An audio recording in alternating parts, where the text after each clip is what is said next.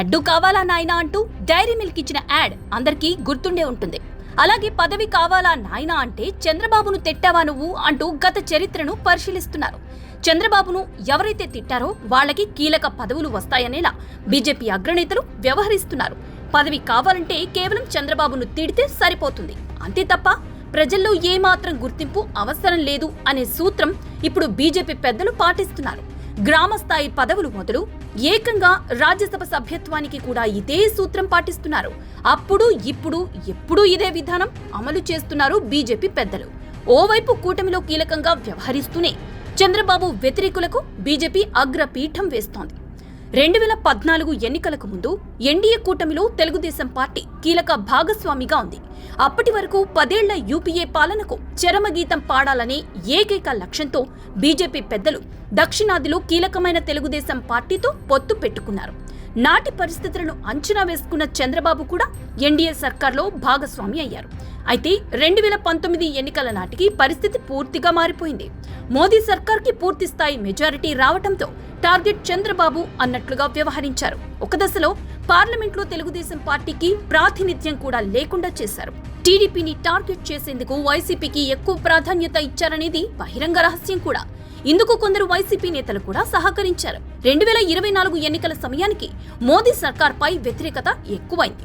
రాహుల్ భారత్ జోడో యాత్ర వల్ల ఇబ్బందులు తప్పవని భావించిన బీజేపీ అగ్రనేతలు మూడోసారి అధికారంలోకి రావాలంటే తప్పనిసరిగా చంద్రబాబు మద్దతు ఉండాల్సిందే అని భావించారు. దీంతో ఏపీలో తెలుగుదేశం జనసేన పార్టీలతో పొత్తు పెట్టుకున్నారు. ఎన్నికల్లో గెలిచిన తర్వాత బీజేపీ పెద్దలు మరోసారి తమ ద్వంద్వ నీతిని బయటపెట్టారు.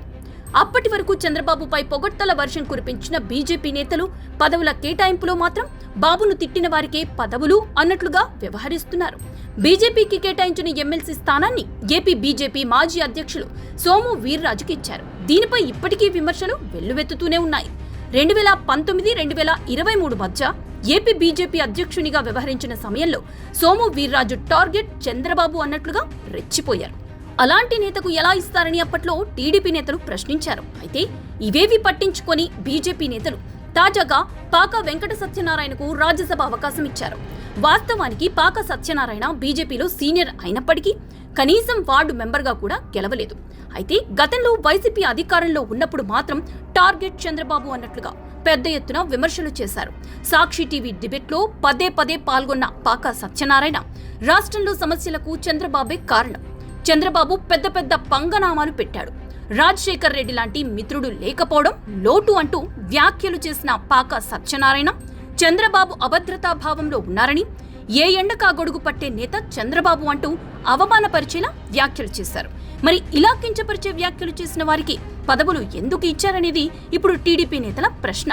వాస్తవానికి వైసీపీ అభ్యర్థి విజయసాయిరెడ్డి రాజీనామా చేసిన స్థానానికి పాకా సత్యనారాయణను ఎంపిక చేశారు. బీజేపీకి ఏపీలో ఎన్ని ఓట్లు ఉన్నాయో అందరికీ తెలిసిన విషయమే. ఆ స్థానం బీజేపీ గెలవాలంటే టీడీపీ మద్దతు తప్పనిసరి. అంటే టీడీపీని తిట్టిన వారికి టీడీపీ మద్దతు ఇస్తుందా అనే విమర్శలు వెల్లువెత్తుతున్నాయి.